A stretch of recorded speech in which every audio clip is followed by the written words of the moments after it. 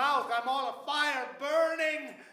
By the way, the fire exits are located here, and in the event of a fire, or should you hear a fire alarm, or should someone run screaming past you in flames, or simply should you panic, anxious, and seek to suffer alone like an injured thing does, please use the doors either there or there and peaceably remove yourself, but not now. When you first read the script, you think, oh yeah, this is totally accessible, modern, current language. Then I kind of returned to it a few days later, maybe started, revisiting it in rehearsal and realizing, oh wait, no, I totally missed this. And then 3 days later in rehearsal, there's some new discovery. And, so I found myself sort of bouncing back and forth between what is the language, which is current and accessible and fun and fresh and modern, and the content, which is really, really deep and rich. Will is taking this language of today to craft very profound, compact plays about deep experiences, about death, about the nature of theater, about what life is, about what revealing yourself is. There are many funny moments in the plays for me. I love when Lady Grey asks us if we'd like her to take off her dress and then answers, I thought so. Maybe there'll be some swearing and gunplay coming up. Something to engage your great intelligence. My husband is unthinkably intelligent. Hello. Hi. I've always had trouble with plays and with certain types of theater that didn't take the audience in any way into account, into the equation of what happens. And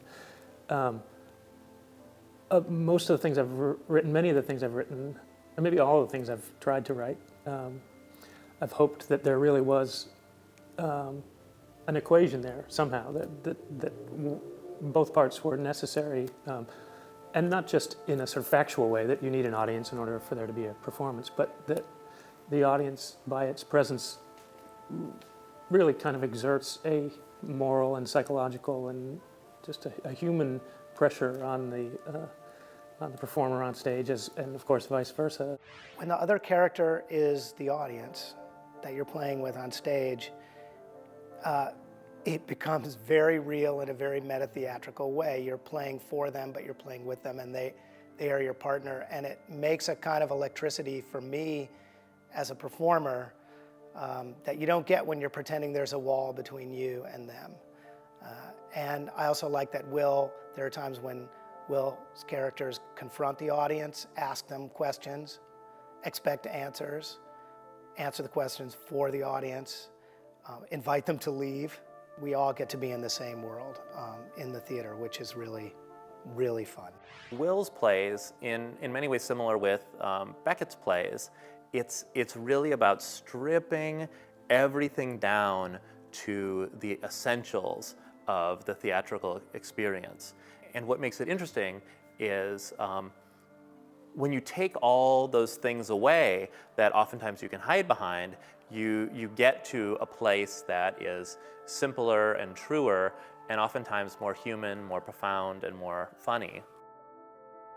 I love these three plays together and how they give perspective on the experience of theater from three very different vantage points. Darling, that was beautiful, wasn't it? I never knew that you had it in you. Had what in me? Anything really, but certainly nothing like that.